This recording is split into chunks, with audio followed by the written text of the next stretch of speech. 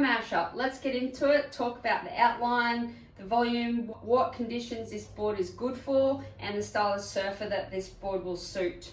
This board's a collaboration between Rob Machado and Dan Mann. They've brought in a few shapes and created the ultimate mashup. It's a high performance groveler for smaller days, but someone that still likes that performance feeling. So we've got the Seaside, Spitfire, and the Dominator. And we've kind of put all the different elements and combined the one shape. This board is an epoxy board. It's got a lot of float. So let's get into the outline. So when we look at the mashup, it's almost like the best way to describe it is like the Seaside on a diet.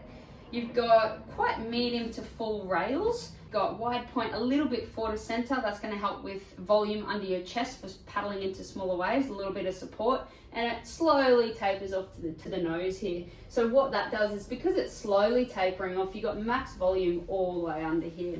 Now it does have a good distribution of foam throughout. This is a 5.6 and it comes in at 30.1 litres. To give you an idea, I ride an everyday driver that's 5.7 at 26 litres. So I've jumped up 4 litres and come back 1 inch.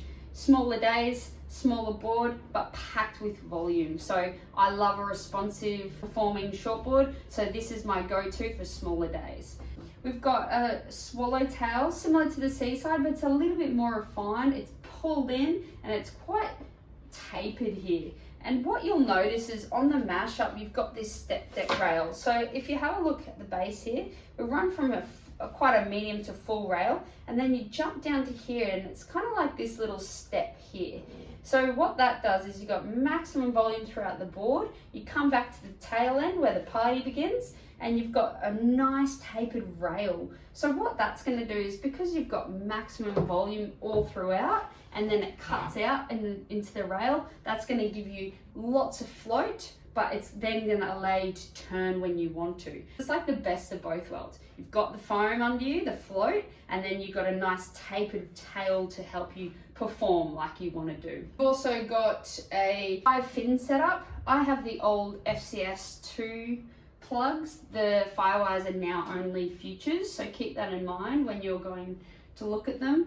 You can run a thruster, quad, twin, or 2+1, which is something we're going to dive deep into with the Mashup Mix series. When you jump up further here, you've got like a double concave, and it's quite aggressive. So what I mean by that is, on each side of the board, it kind of digs in. So it digs in, comes up into the middle, and digs in again. And what that does is, when you're on wave, you've got the water flowing all the way through here, and then it rushes through. It's going to create speed and drive, which is what you want on small days when you don't have much power in the water behind you. So that double concave runs throughout the board all the way through.